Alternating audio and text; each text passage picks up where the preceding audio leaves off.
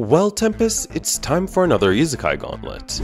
In part 1, we had gone over how Rimuru would fare against these guys, and even with me overlooking some details, the result is still mostly the same.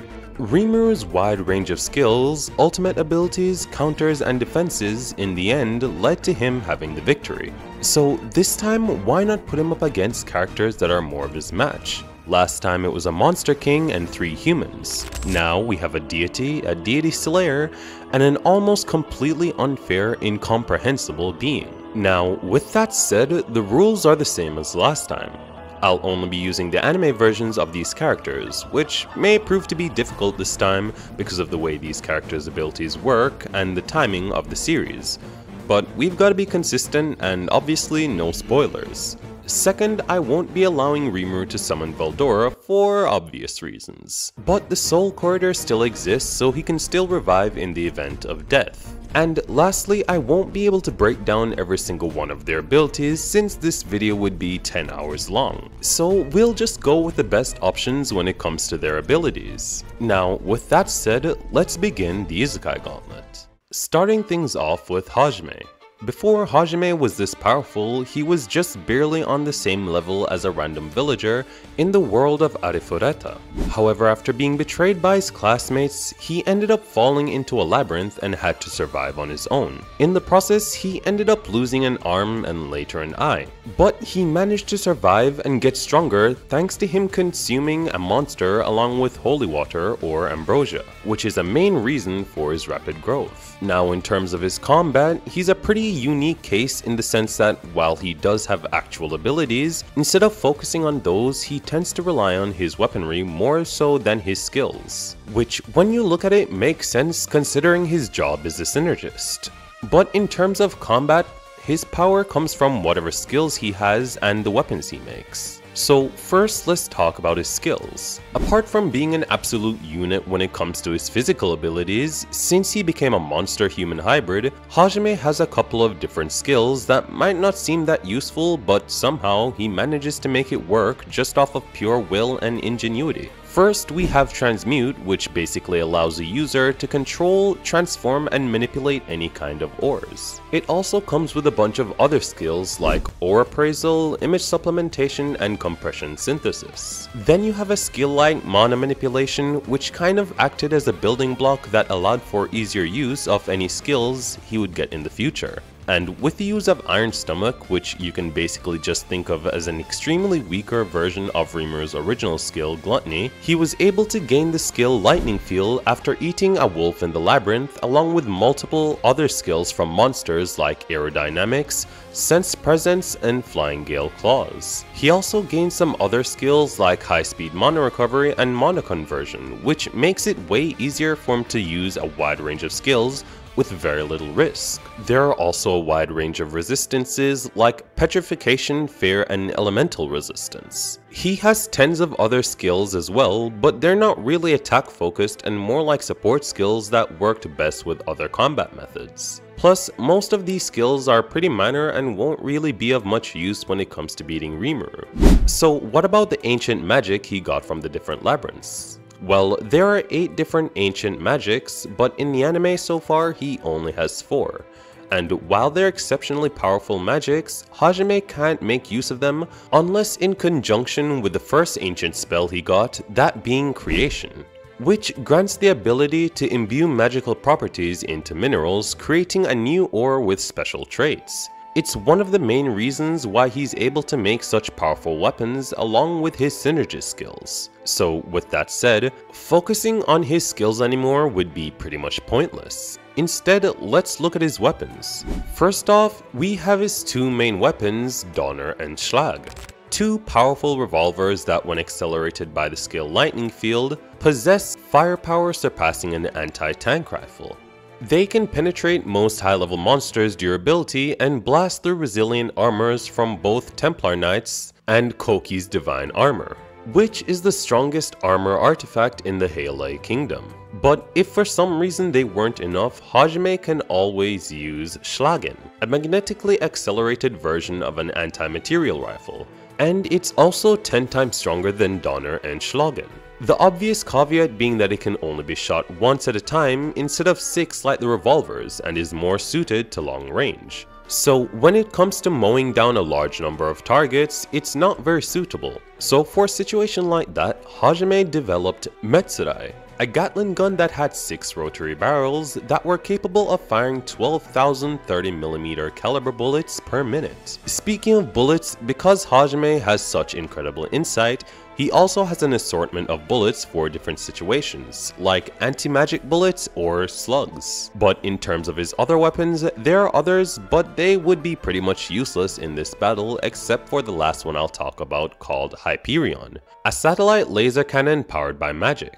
It could convert sunlight and heat to fire the light of condemnation, a deadly pillar of light with a length of 50 meters that vaporized and disintegrated anything it touched. Just think of it as a one-hit condensed large area version of Rimuru's Megiddo, or a better way to look at it is like the disintegration Hinata or the Seven Clergy used, and honestly is probably one of his top 3 strongest current weapons. But offensive weapons weren't all he made. He also developed Mechanical Shield, which is an incredibly large, durable shield that Hajime straps to his prosthetic arm. It was also strong enough to take Tio's breath head-on without so much as a scratch. Then we have my personal favorite, which are crossbits, which are basically a combination of his revolvers and Mechanical Shield that moved to his will, which made it easier to perform more advanced maneuvers or strategies. He also has a lot of different grenades, vehicles, and other minor equipments that he uses. Now, with Hajime having all of those things, does he have enough firepower to take on Rimuru? Well, to put it simply, not even close. None of Hajime's current weapons will be able to do much damage to Rimuru at all. The one with the highest chance of doing major damage, if any at all, to Rimuru is Hyperion. And we already know that Rimuru is capable of tanking full-on disintegration, which is stronger than the blast Hyperion can produce. Not only that, but while Hajime may be more durable than an above-average human, he's not durable enough to take some of the attacks that Rimuru would dish out. But not just that, Rimuru is just significantly at a different level from Hajime at this point. He doesn't have anything that can counter any of Rimuru's ultimate skills either. So with that said, it would be nearly impossible for Hajime to beat Rimuru. So it's safe to say that he takes this round. And while most of you may think this is just meat riding, you're absolutely correct, but I'm also using facts, so the glazing is warranted. Now, since our deity slayer didn't do so well, what about a spider goddess? Shiori is a girl who ended up dying in her old world and ended up being reincarnated as a spider in a current one. She ended up having to survive in a dungeon by eating and fighting monsters. At the end of the anime, she ended up gaining immortality along with many other overpowered abilities. Now, this is where things get tricky. If you've watched the anime, you may remember that in the 25th episode, we see that Shiraori ended up getting a human torso that goes along with her spider legs. But we also saw in multiple other scenes where she has her full human body. And the difference between the two of these forms is very significant. In her fully human form, she became a being like Gilly Distodius, and her powers and abilities were given a significant buff, but not in the way that you would think. First off, now that she became a deity, she is no longer in the system of the Kumiko world. Instead, all her abilities go through a process called conjuring, which basically allows her to replicate all skills she had before. For example, she can create a mirror from Earth using magecraft that's like an extension of terrain magic, or create bullets of darkness. Right now, she should only be able to perform darkness magic, space magic, healing magic, and heresy magic without the system's assistance. Along with that, her physical abilities are also outside the range of the system. She was able to recreate skills like thread manipulation, fluoroscopy, foresight, and even evil eyes. She even has mind control. And obviously, she's also capable of manipulating magic. She can also use Soul Sight, which does exactly what it sounds like, and an assortment of other barriers. But the most interesting of her abilities that will most likely be of most use to her is immortality and regeneration. As the being she is, Shiraori is immortal. She'll never die of old age. Destroying her body is meaningless because her true form is her soul. Even destroying the head will only cause her to momentarily lose the ability to think. In this sense, their bodies are simply vessels for their souls. There are only two ways to actually kill one.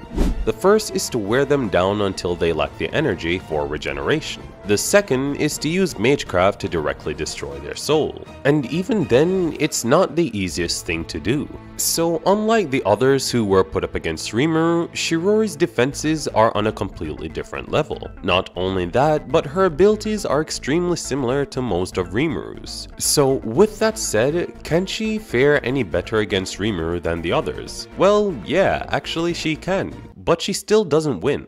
Because while her defenses are quite strong, her attack power is a completely different story. It's not that they're weak by any means, it's just that because of the combination of Rimuru's slime body, ultimate defense, and Beelzebub and Raphael, damaging Rimuru has proven to be the hardest part. Her best options would be to use a skill like her Evil Eyes or Curse Casting, but since Rimuru has cancel abnormal conditions imbued to absolute defense, along with multiple other resistances, the chances of them doing much damage to him are pretty slim. And attacks to the soul won't do much to him because of spiritual attack resistance and infinite regeneration, which is able to heal spiritual damage as well. But what about her? Can Rimuru harm Shiraori considering the fact that she has immortality? Well, yeah, pretty much. First off, Rimuru has multiple skills like Disintegration that are capable of wiping out souls of high tier beings, and was even a risk to Rimuru pre-evolution. Not to mention, his most recent sword that he got has the same properties of Shien's sword, which can also destroy souls. And if that still wasn't enough, Beelzebub can completely erase a soul from existence like we saw with Clayman. And if that still wasn't enough, Rimuru would just have to survive long enough to tire Shiraori out to the point where immortality stops working altogether, which he is most definitely capable of doing.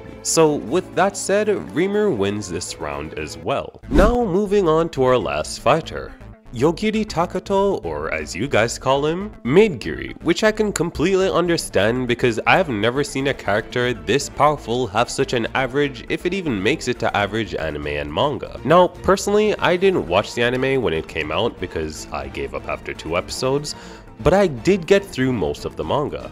And I can say this guy is the most annoying person I have ever had to scale ever. Because unlike everyone else we've used so far, including Rimuru himself, instead of having multiple strong abilities, Yogiri has one.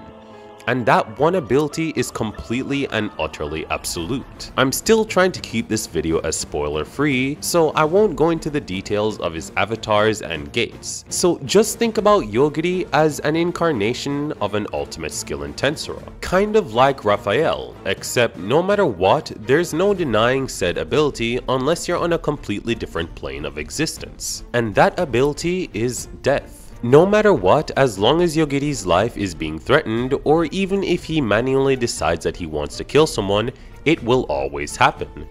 It's like combining the Death Note with Raphael and making the Death Note undeniable. He's able to kill living creatures, objects, and even magical constructions. He has skills like Immortality Negation, Resistance/Immunity Negation, Soul Killing, Inorganic Killing, Power Killing, and that's just me listing a few. And it's not just his offensive abilities that make him so broken.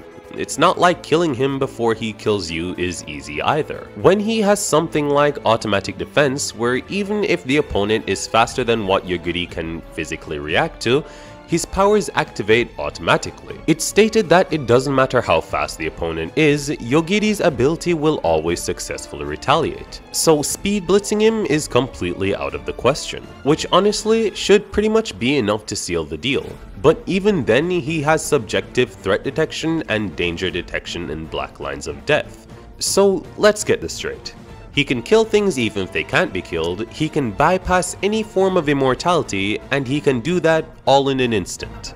I mean, I know the author said that this guy was made for versus battles, but come on, this shouldn't be allowed. He's basically unkillable. The only way I've found that's guaranteed to kill him is if he himself disables his gates, which would completely disable his abilities, which would then make it possible to kill him completely. But the chances of him doing that are extremely low. He also gets tired from using his abilities, but there's no point if he can kill anyone in a 1v1 instantly. and even when he sleeps, his ability is still active. So considering all of this, the soul corridor doesn't even matter, since Rimuru's soul would be targeted immediately. There would be no time for him to defend or even think of a countermeasure. As soon as Yogiri thinks that it's time for Rimuru to die, that's where it would end.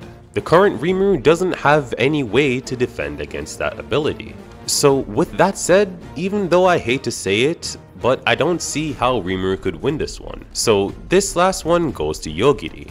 While I do hate the fact that such a boring character beat Rimuru, I did have fun with this one. So if you enjoyed the video, don't forget to like and subscribe, follow me on Twitter, and I'll see you guys next week.